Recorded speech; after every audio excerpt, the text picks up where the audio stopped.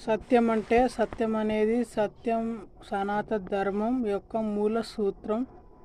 సత్యం అనేది నిజం మాత్రమే కాదు,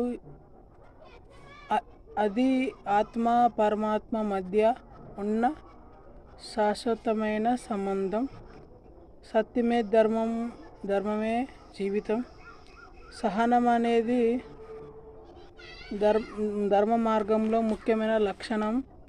మన జీవితంలో ప్రతి కష్టం, ప్రతి సవాళ్ళు మనకు సహనాన్ని నేర్పిస్తుంది. సహనం అంటే శక్తివంతమైన ఆత్మ లక్షణం.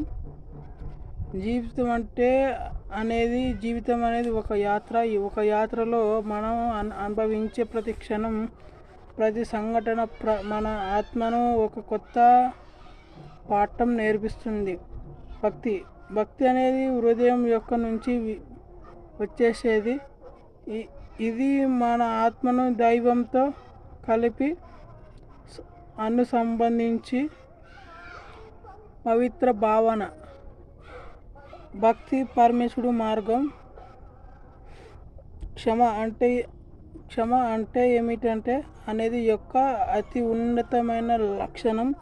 క్షమించడం అనేది మన హృదయాన్ని శుద్ధి చేస్తుంది, మన మనసును శాంతిని అందిస్తుంది.